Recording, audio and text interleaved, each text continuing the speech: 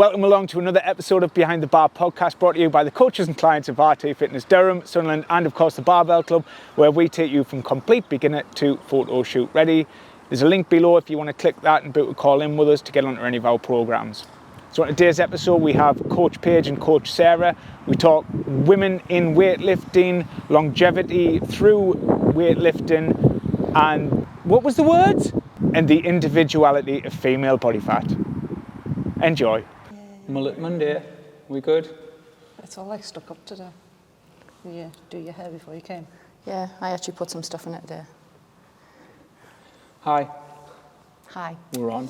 Are we? Well, yeah, that's getting kept in as well. Mullet Monday. Paige, you haven't been on since... Since I did my shred. I know, since you weren't a coach. Yeah. How's it been a coach? Great fun. Yeah. What's the best bit about it? The groups, to be honest, they're great fun. Like, just good fun. I love it. Yeah. Which is your favourite group? You can't have favourites. See, the thing is, though, they're all going to think that they're their favourite. And there is a favourite. And they probably know they're their favourite, but it's fine. It's a little loophole, that, isn't it? Yeah. Well done. Thanks. Well done. Thanks. What, from moving from being coached to be a coach, what sympathy have you got for coaches in a way than what you... Just don't listen. Okay. Just don't listen at all. Did you listen when you were getting coached? No. No. No. But that's fine. You don't realise it then. That's okay. You don't notice it. But like now, Jesus, no one listens to anything. I heard your mum was the worst culprit as well. Oh, she just chats. The 6 o'clock in the morning, I love them. But dear Lord above, they can chat. Like, I'll explain everything, tell them where they're going, and then I'll go put a weight on something, turn around, and it's a circle of a mother's meeting, just having a chat on, and I'm like, guys. And that's just Jamie and Dave, isn't it? Yeah, it is. It's just the guys, and I'm like, hi, can we, you know. I found coaching in that group, weights. it's been Jamie and Dave, who's actually worse. Yeah. Jamie's a proper chatterbox, bless him. He's done really, really well, though. Really well. Oh, it's his last week, isn't it? Yeah. How's he looking? Really good. Really, really good. He's tired. Yeah. Properly tired, but yeah, no, he's doing well. I'm just trying to like get him to realise that he's tired and he can't try and keep up with David. Yeah, of course. Which he struggles with, and I'm like, just one more week, and then you can at least like start trying to like push for David's weight. But yeah, I think he's struggling with the fact that he's tapering off energy-wise now. 7 months of dieting. Yeah. He looks really good for it though. Doesn't it? He looks really good for it. But if you've got that, probably a good little segue into he knew he had that amount of time. He knew he couldn't go from January to 12-week shred and have the results Yeah. he wanted. Yeah. He knew he had to keep going with it. Actually, I think he started losing weight in December, to be fair. So from there, I looked at his charts and it's like he was heavy middle of December, but then started to drop from there.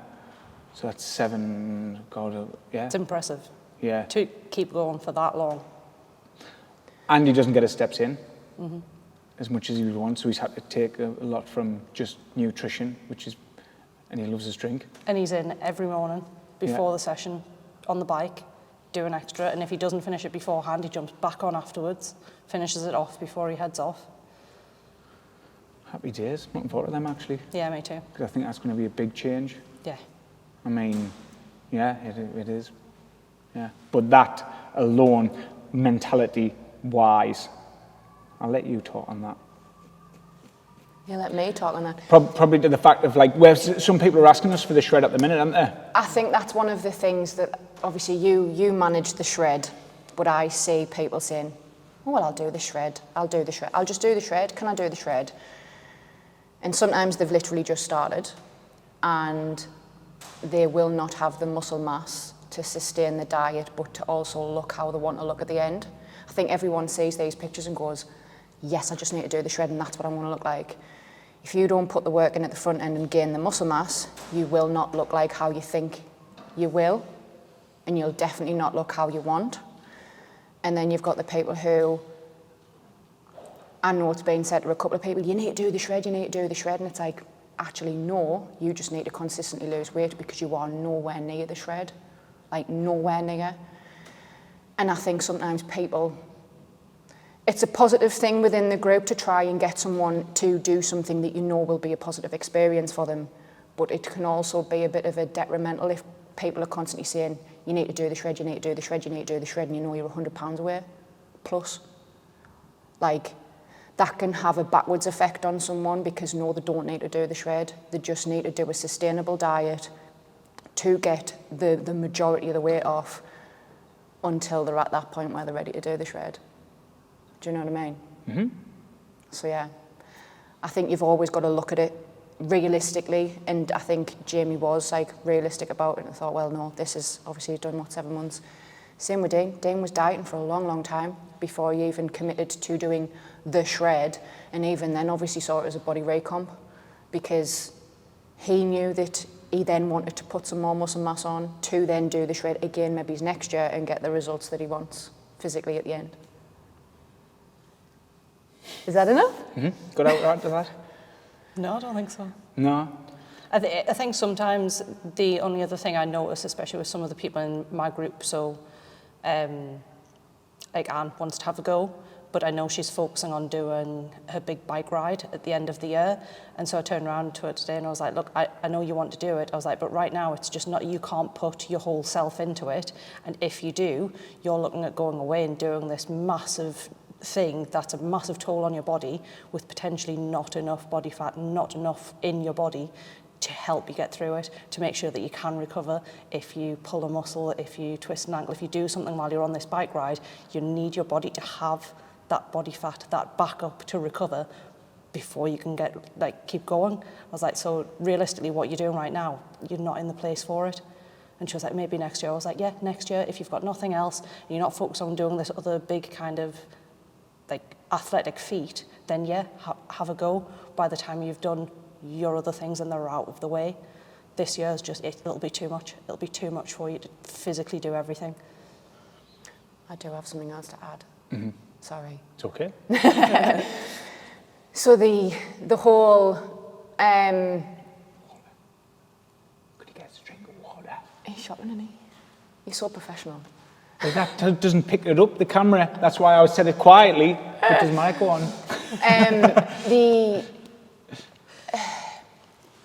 The other thing about the shred is when people want to do it multiple times across 1 year.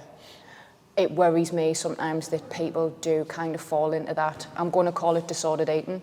They say that as the quick fix. The shred is now the quick fix in here.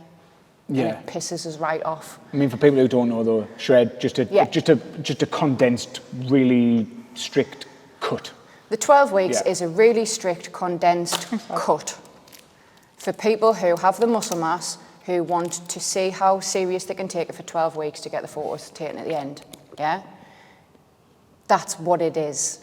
It isn't a quick fix. It isn't a typical sort of diet. It's to get you photo shoot ready at the end, but you'll never be photo shoot ready unless you put the work in at the front, like I've already said. But then at the same time, it shouldn't be used as a way I fucked my last one off, I've put the weight back on, I'm going to do the shred again. That's disordered eating. That's leading to a point where you are literally yo-yo dieting again, and you will never ever get to that end point that you would actually really like to be at unless you fucking listen to what you're told and commit to the process after your first shred to then sort of next year reevaluate and do it again. If you just blow your last one off, put all the weight back on, don't focus on doing it in a sustained and controlled way to actually grow the muscle, you know the score. Mm-hmm. You're going to do the same 12-week shred and get exactly the same results. What's the point? What would you say between cuts, shreds? What would you say they should do that? A year? Because that's what we've been saying to our clients. It's like, no, definitely don't recommend 2 in a year. Yeah, I think a year. Yeah. If you want to see, at the end of the day, right, everyone knows these things take time. Muscle building takes time. It always seems to be the women that want to do it multiple times in a year as well. building muscle takes time, a lot of time, and you can't, unless you're going to be training like bodybuilders. Especially for women building muscle as well. I'm sure I said that, did I? No, you said about women diet and want to do 2 diets in the year. Oh. Yeah. Oh no, I thought I'd said especially women putting muscle on. Oh, But no, sorry. unless you're going down the bodybuilder route and you're going to do several hours in the gym every single day, and you're really, really going to be strict with your nutrition to pack on some muscle and do whatever else they do, you're not going to achieve much in 3 months to then go, all right, I'm going to do the shred again. Your pictures will look exactly the same. If you give yourself a year, you've got a fighting chance of actually gaining some decent muscle mass, or visible, you can see that you've put enough on to then be happier when you diet down. So fucking Luke doesn't do it every 3 months. We're pleased, aren't we? I'm pleased he doesn't. Yeah, and we're super pleased with that. But He's no, happy he this doesn't. year, apparently. He commits to a process, and at the end of the day, yes, Luke is bodybuilding, but he's exactly the same. He's committing to a process over a long period of time to then really hone it in to get the results that he wants. He's not just on again, off again after 3 months. I think the only other thing that I notice, especially with women, when they are kind of getting this obsession with using it as a quick diet, is they forget the toll that it takes on their body. They forget how much it affects them. They forget how much it affects their metabolic rate, their hormones, absolutely everything that is going on inside of them. They forget that things literally stop working. It's not healthy. It's not healthy for women especially to be that lower body fat. And yes, it's great, have a look, go down, do it controlled, but you have to put that back on. You have to get yourself running again. You have to make sure you've got your hormones going. You have to make sure you're healthy. They have to realise it's not sustainable to live where they want to be. That's the thing. It doesn't matter whether or not that's where you want to be and that's what look you want. If your body's saying that it's not good, it's not good. And that varies between women, which I think is a difficult thing. For men, it's a little bit less intense when you drop your body fat. That yes, you do still have the lowering of your metabolic rates and things, and your heart rate and your breathing rate, but you don't have reproductive issues. The impact that it has on women depends on your body, on what your body considers its healthy body fat, on what your body considers its healthy weight. So just because me and Sarah, say, got to the same body fat and we looked exactly the same, what my body's saying to me and what Sarah's body's saying to her could be completely different. And my healthy level of body fat and Sarah's healthy level of body fat could be completely different. I think that's something that the women don't see when they're doing the diets. I like that. I've never looked at it that way, as in like, because yeah, men, we're all just dogs. We're pretty much the same. Yeah. Like if we're getting to very low body fat, like maybe Luke will agree, but like your testosterone levels will drop towards the end, like your sex drive will drop a bit, but then it's only a couple of weeks later after we've had a little feed. Yeah. We're back, fucking tongues hanging out again. You're also talking when you're getting to like ridiculously low body fat. It's not even that low for us. Our body fat doesn't have to go as drastically low for it to start affecting us. Yeah, like our 10% body fat is like used at 20%. Yeah. Is that about right? It's 5, like 5% difference. 5% difference. No, but a woman, generally females on stage is around 12s and that, are they? 12, 15, yeah, but a man on stage is 5? Yeah, top level. Top level, is it? Okay. Single digits. Single digits. Yeah. I think women have to address the point of their life that they're at as well. It's like, what part in your life are you at? Are you looking to have kids in the next couple of years? You might want to have a serious think about your priorities and where you want to get to, because it can take a long time to recover from it. Like it's not like I'm saying the damage is done, because you can work back from it, but sometimes, again, very individual. It takes time to work back from it. It takes time to sort of settle at a decent level again. And then also, one of the things, a lot of the ladies who we have who are doing it are going through the menopause. And it's like, they automatically think fat makes them fat, because women do. Everybody does. It's like, if fat makes them fat. Actually, when you're going through the menopause, your fats want to be up. Your healthy fats want to be up.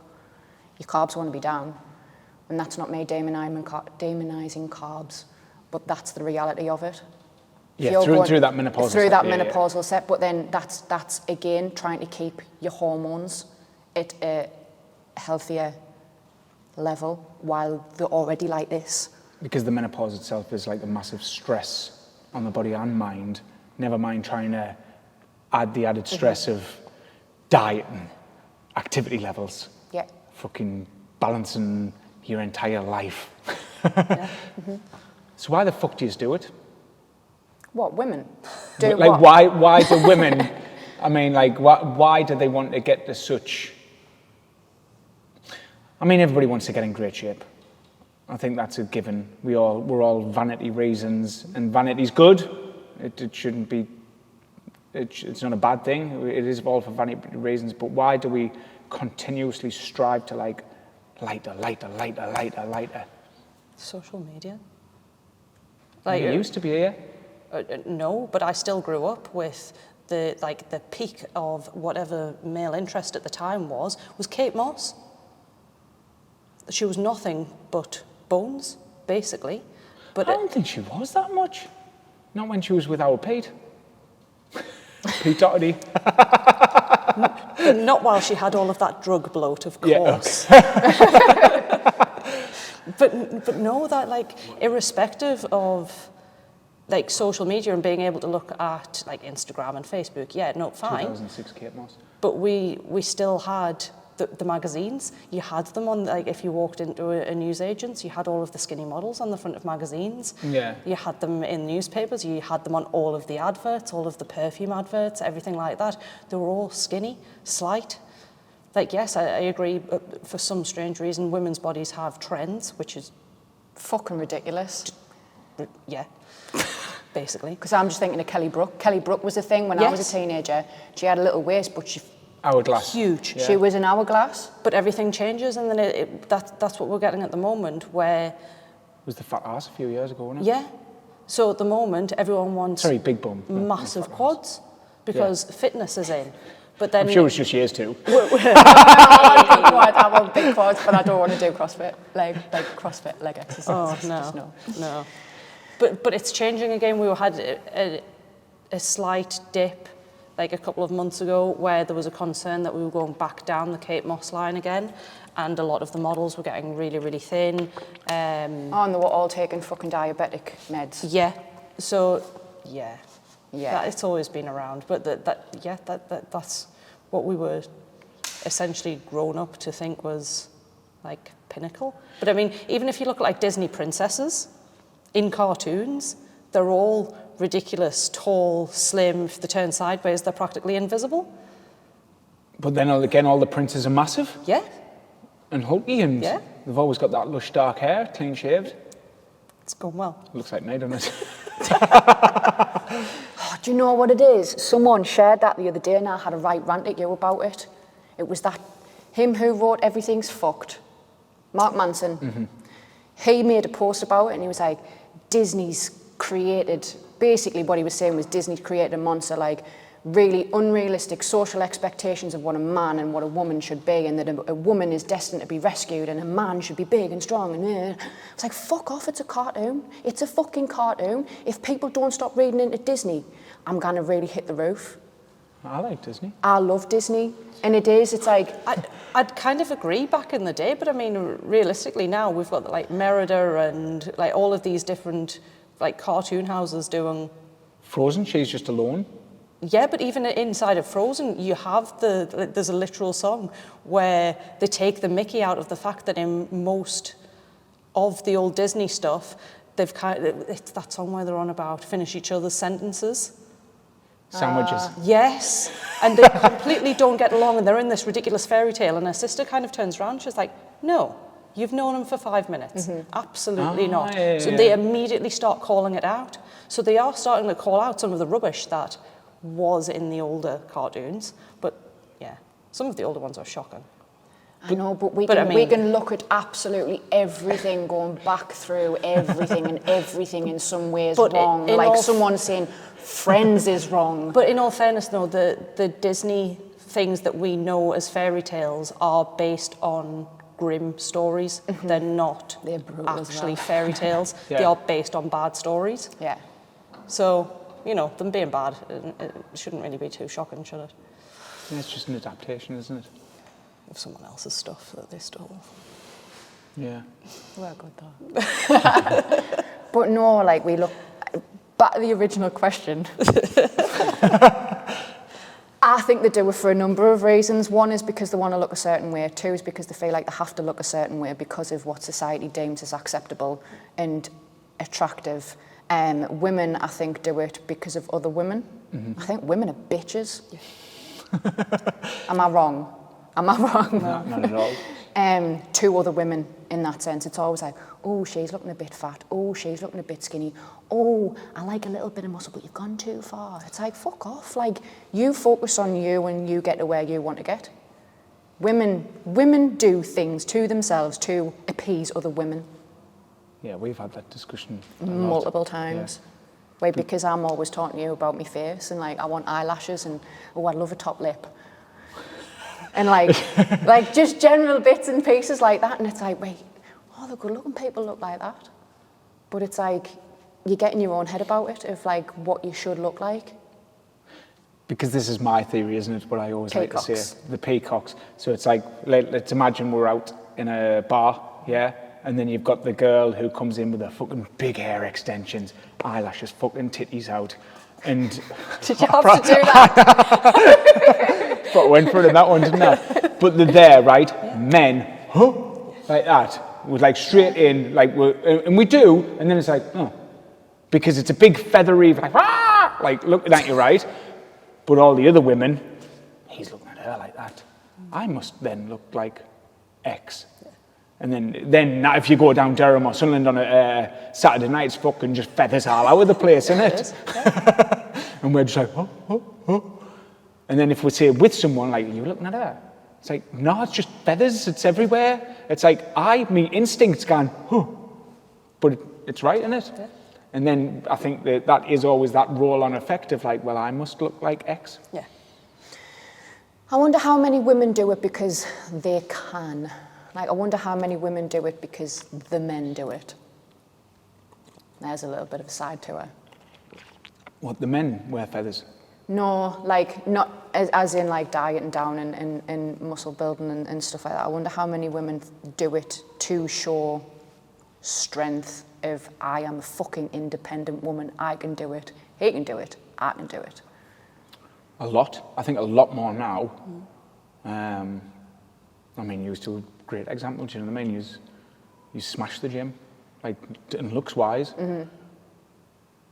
And I think a lot of, well, you say a lot more women are heading in the aesthetically training stuff, so weightlifting, rather than the running to get skinny, rather than just cardio. Well, I hate cardio, so I was always going to be better off lifting weights. Do you see that trend? Yeah. I think it's a bit easier now for women to realise they don't have to do cardio. I think women do cardio because they feel that they should, because that's the best way to lose weight. But they don't enjoy it. They don't want to do it. They do it because the age-old thing of, well, if he didn't sweat, he didn't work out kind of thing. Yeah. I think with weightlifting being more popular now, I think it's easier for them to have a go at it and then go, oh, actually, this is all right. Like, I don't have to come out feeling like I've sweated half my body away for half an hour. I don't feel like rubbish. I don't feel like, but the worst thing about cardio is finishing and then feeling like you just want to eat a house. It's become really socially acceptable now for women to lift weights, where it never used to be. And you can see groups of women going to do it. People are actually enjoying it together. What we have with the groups. Yeah. The groups of women that we have, the girls love coming in, training together, going in little pairs. Great, encourage each other. It's really nice. I think sometimes the cardio built a little bit of the same kind of thing you were on about, where women do things to please women. The cardio felt a little bit aggressive, like competitive, whereas the weightlifting always feels more uplifting. They're very good at helping each other and pushing each other on. The groups are always very involved in each other. And I think you can see that more in a gym now. Women don't really look at other women lifting weights and go, oh, look at her doing that. That's too much weight. It's like, I'd quite like to do that. That looks good. How does she lift all of that? And you're impressed by it rather than thinking, oh, look at her showing off. Were you go to commercial gyms? Do you still go to GDs? We did for the shred before the wedding. We don't anymore.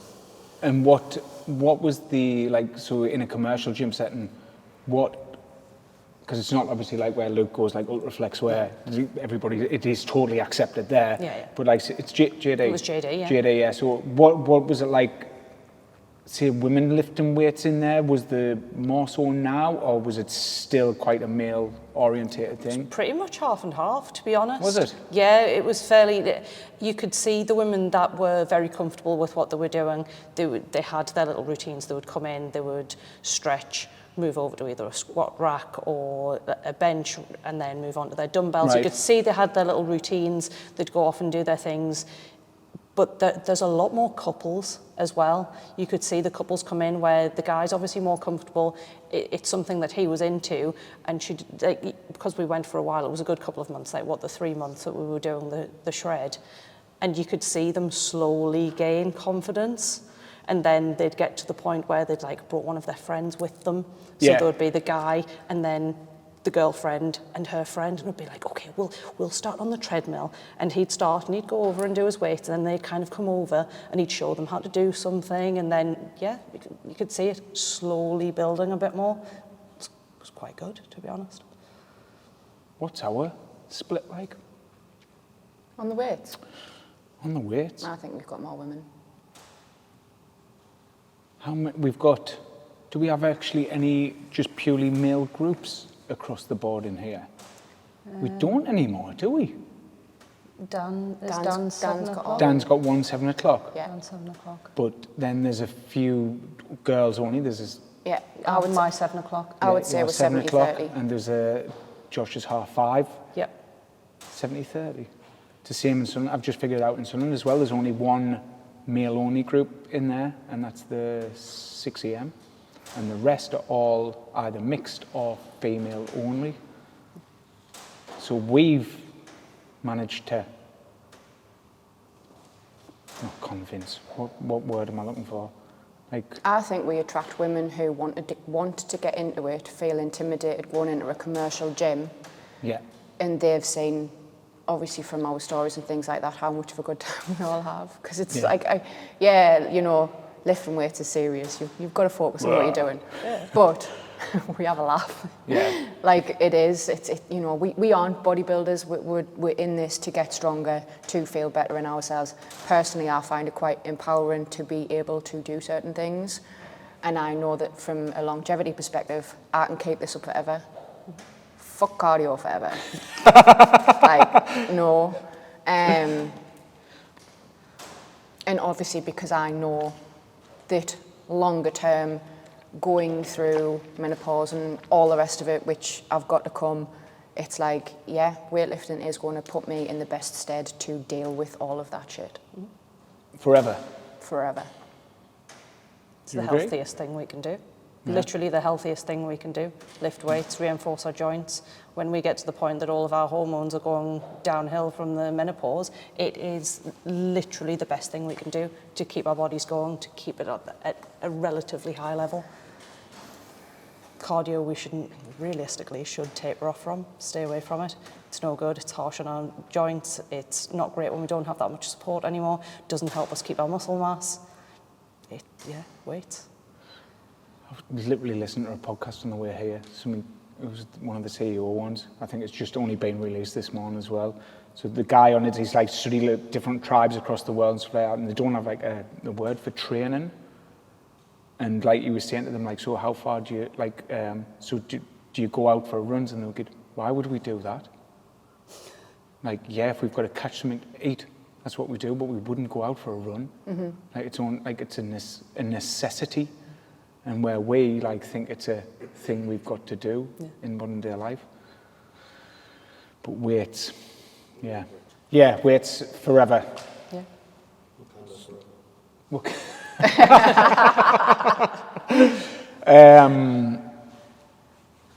What age should you start, or should they start now? Because the more the research comes out, it keeps saying the older you get, the more you've got to focus on resistance training. No, I think you should start now. This is the thing. It's a prevention over healing type thing, isn't it? Mm-hmm. Because most people see health, fitness as like they've had something happen to them, had a health scare, or they do want to get in good shape, and it becomes trying to fix the problem. How the hell can we get, say, from 17, 18-year-old to get into weight resistance training, thinking it's the best thing, and it's like to do it for the rest of your life? I feel like now 17, 18-year-olds naturally go to that because of Instagram anyway. Yep.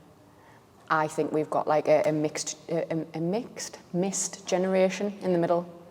I'm going to say like our generation. 25 to 45 are probably the ones who they've kind of missed the social media, like, oh, everyone's lifting weights, I want to go do it. And they're kind of stuck in their current routines and don't quite know if they should move across to weights. Because within that period of time, boot camps, Zumba, Bokwa, whatever else was trying to be like super fashionable, MetaFit, where it was 30 minutes for £1 or whatever it was, like where they'd have 100 people in class, all them big group things, wasn't it? Yeah. All came around those times. Then you've got all of the fitness DVDs, which is all high cardio HIIT workouts. Within the same era. Mm-hmm. So social media is playing a good role then? Yeah. For that? Because your sister's in that, how old is she? 21? Mm-hmm. 22, 21, 22. Yeah, but she's in that. Fuck, fancy asking us that on a podcast. I know. She'll never listen to it. But from there, so is she like, what do you do in the gym, Jess?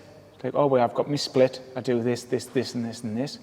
And I thought to myself, how the fuck does she know that? Mm-hmm. Yeah. But yeah, she does, doesn't she? Straight into the weights. She's gone straight into the weights, but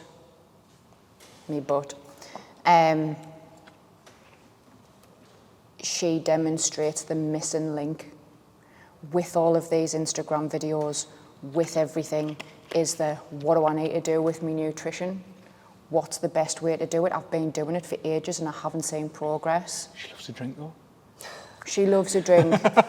She's not following the food stuff. She meal preps? She hasn't seen the results that she's wanted to see.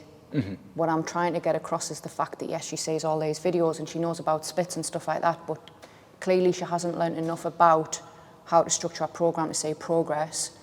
She's maybe not got the intensity that she needs to see progress, because at the end of the day, most Instagram people don't show the intensity that you need. They don't. They're the pretty little pictures. Oh, I'm doing a squat. I'm doing a lunge. I'm doing a bench press. So how you do a lunge? Like this whatever, right? Fuck off. They don't see. Very, very few people will post the fucking face of actual, I am pushing myself to the limit here to get the progression that I want to get. It's all very, very pretty and it's all very well put together. So that's the missing link. That's what she's missing. And yes, she meal preps, but she goes out and she drinks and she eats all weekend. And it's like, it's making sure, well, it's not even making sure because I can't do anything about it. I can post my stuff, but at the end of the day, I'm not going to get 50,000 followers and all the rest of it. People need to be sharing the full story, not just the nice looking bits. That's what's missing on social media for the 17, 18, 19-year-olds who are getting into it. Yes, great that they're getting into weights.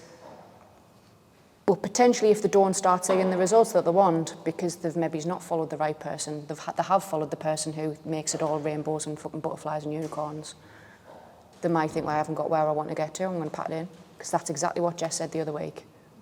Did she? She didn't say I'm going to pack it in, but she was like, I didn't see the point. Like, I'm not achieving what I want to achieve. And that's with me trying to say, like, this is what you need to do. Then it comes down to getting a coach. Mm-hmm. Who's going to give you the blueprint? That's it, isn't it? Yeah. I think everybody along them lines, like we've all done it ourselves in the past. We've all done that. And that's the thing, you find the little things and it's like, you can watch all the YouTube videos and all the rest of it and you'll do okay. But then when it comes down to it, like, let's say Coach Matty, do you know what I mean? Like he's got his full-on coach and he follows that to the letter. And it's like even though he's the coaches, you still get coached. I think the flip side of having a coach as well, though, is sometimes you need like that verbal slap in the face. Like sometimes you can just get too inside your head and it's like, well, I haven't seen progress, I haven't done this hasn't moved, that hasn't moved, I've been doing this, that and the other and nothing's changed. And it's like, right, okay, let's just take a second, think about everything. What was your weight last week? Oh, well, it was this. Right, so it has changed then, hasn't it? Okay, so it's gone up.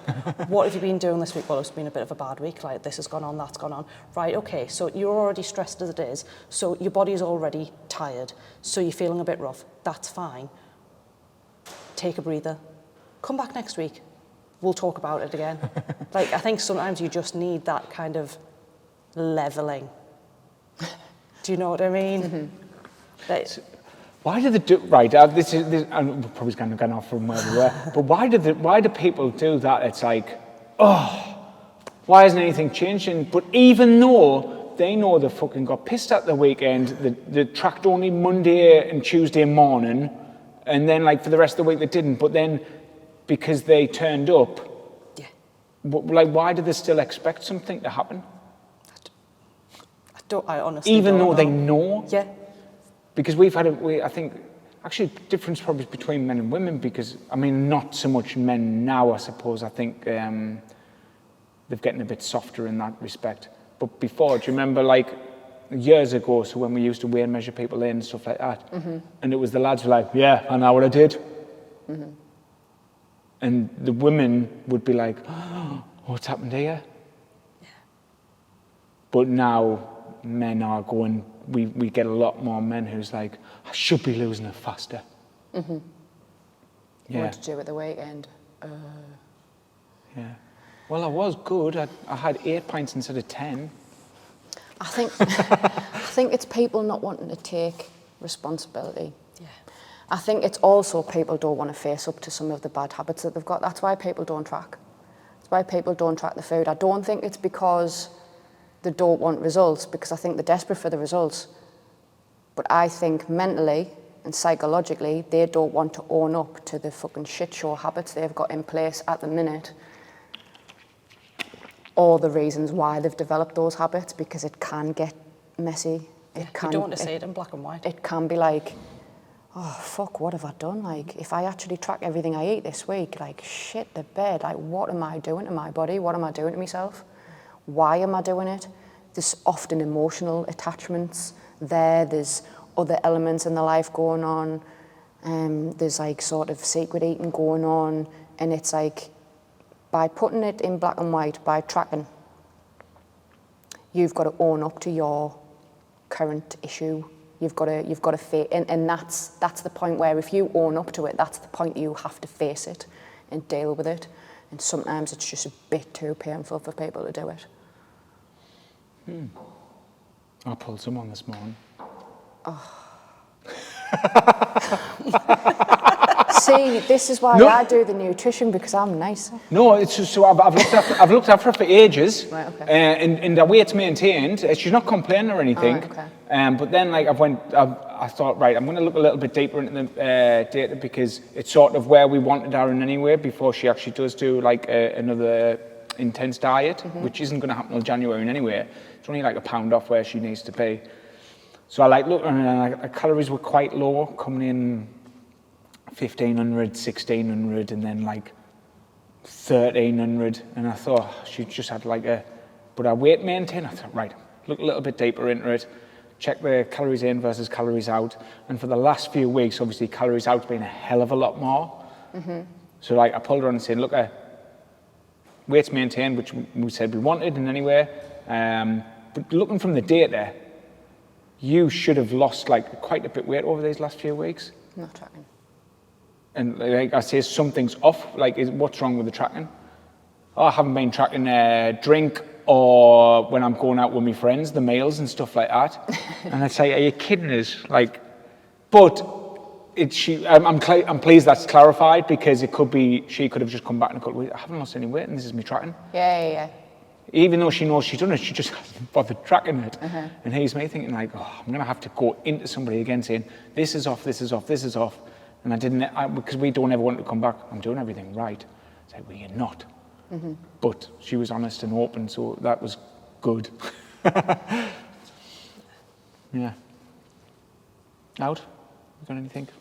No? Honesty is the best policy. Yeah.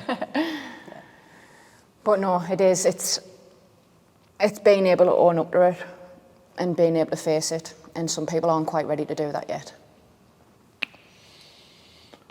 When do you think they will? Some people won't. Some people never are. And it's sad. Food's a big part of people's lives anyway. We all enjoy it. Well, we need it to survive. Oh yeah, but like food's an even bigger part of our lives in the sense that like we do enjoy a good social, we love a meal out. It's a shared thing. Yeah, it's something you do with other people. Some people use it as a crutch when they're grieving, when relationships break down, or they've got some sort of psychological issue from childhood, whether the parents have been underweight, whether they've been overweight, whether the parents have called them fat when they were kids. All of these different things build up, and we don't realise it at the time until you're an adult and you're a little bit fucked.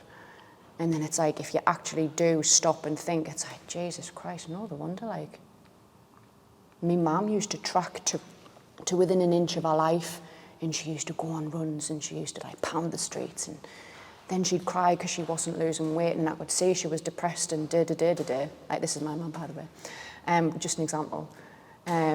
Like, no wonder, like, I've got issues with food because I've literally watched my mum fall apart all my life. And you can go one or two ways. You either take control of it because you don't want to go down the same route, or it affects you so much on a subconscious level that you do follow exactly the same patterns. I'm a man though. Yous are just different. We're just fuel. Yous eat for fuel. I've always said this. I've had the Yeah. conversation with you and Dan many times. Men can eat for fuel. Women need to like something. Yeah. It's like sex. Men can just go at it. It doesn't matter. Women need to like actually be nurtured and caressed. And you've got to find the button. Make sure you get that in a reel. Okay? But no, it is. You've got to hit the spot. And it's like with food, like women like to enjoy it. Yeah. Love to enjoy it. Whereas men can be like, I eat chicken, I eat rice. Not all. I think, Not all, but a lot of them. If you've got a goal, you can very much switch it on and go, right, I eat because this is what I need to eat to get my results. Women are going, I really want a bag of crisps, or I really want a bar of chocolate, just something nice, I think. Yeah. I couldn't eat chicken, rice and veg all day, every day. I would die. I'd be miserable. My head just stops me from eating it. If I get to a point, like if my head decides that that's it and I've had enough of that food, I can't eat. Like, I will physically feel sick rather than eat. Just. There's the co-op van. Jack's fine. Like, Jack, it was ridiculous. We got together and I remember one of the first times he ever cooked. He was like, oh, it's my favourite meal. And it was potatoes put in tin foil with a load of butter, put in the oven. A bit of frozen fish, put in tin foil with a load of butter, put in the oven. Taken out of the oven, put on a plate with a load of butter on it. Butterfish potato. That was it. And I remember like looking at it and being like, that's like half a tub of Lurpak on this whole thing. How do I tell him I can't eat this? And he would, like, at the time, you've seen how much Jack's put on weight. Like, he was slim. And I'm like, how are you slim eating this? Like, how do you eat this every day? Like, genuinely about a quarter of a thing of Lurpak each in this meal. And I was sat there like, I can't eat for the next 3 days if I eat all of this. But we burn more. Yeah. We naturally do. And I think in today's society, the meal size, we put the same meal out for men and women. I think I did this on Tuesday's top tip thing before, haven't I? Like Probably. portion sizes. Because when it comes to our like meatballs with the boys, isn't it? It's like it goes from daddy size down. Oh, he's doesn't really it? started pissing me off because he started giving Jake more than he gives me. Yeah. The 14-year-old boy, just for reference. Yeah, but it's But no, he I need more. you don't. That's the thing. Like you don't. So it's like his portion is now a little bit bigger than Sarah's. Where when I used to dish up, obviously it used to go me, Sarah, down in order of the 5 of us. But now obviously theirs is switched round. Yeah. Like if me and Jack do something, generally because I like to have like a full plate, as you were saying, you know, what you've grown up with and stuff. So we like trade things out. So if we had like pasta, mostly rice, we eat rice. So mine would be cauliflower rice and he'd have normal rice so that I can still have the same amount of volume. Our plates look the same volume wise. Right. I'm just not hitting the same thing calorifically. So Yeah. I'm still hitting my targets. I'm getting what I need. I'm just not eating as many calories as he is. Sweet. It's the easier way to do it. I think someone should bring out an actual family set of plates. You know how you go into IKEA Yeah. and you get four fucking massive plates? Someone should bring out a family size plate. So you get your daddy portion, you get your mommy portion, and you get your children portion. It's like the what they're called? Goldilocks and the Three Bears, is that it? They had like big bowl, middle bowl, and little bowl. Oh, I thought you were thinking Russian dolls. No. It's kind of I the thought same Russian, thing though, isn't yeah, it? Russian, yeah. Russian dolls is in Yeah. plates, so yeah. You could have that. See, plates, I don't find plates that bad. It's bowls. I love a good bowl. I love a bowl as well, but every time I get one, it just gets bigger. My bowls are bigger and bigger. That's a good idea, that actually. There's some percentage of what the size of a plate is now compared to like the 1950s. It's like increased by 40%. The size of the big plates is increased. And it does, if you put a meal in like a bowl, it'll only fill that bowl. But if you put it on a plate, it looks tiny, Yeah. like the meal. Yeah. When we were in the shred, I got to a point where I would only eat my meals out of a bowl because it looked more, like with everything piled on top. I'd have my veg and stuff and then the rice and things, and I would put it in a bowl because in my head, that was more. Put it on a plate and I'd finish it and be like, there was nothing there. It's a mental game, isn't it? It is. Right, I'll tell you what, we'll finish on a high. Any advice or anything? Nothing difficult. Finding the spot. Find the spot. Women like to be caressed and nurtured. You need to find the spot. It's the same with food. Just feed her first. That's seconds, isn't it?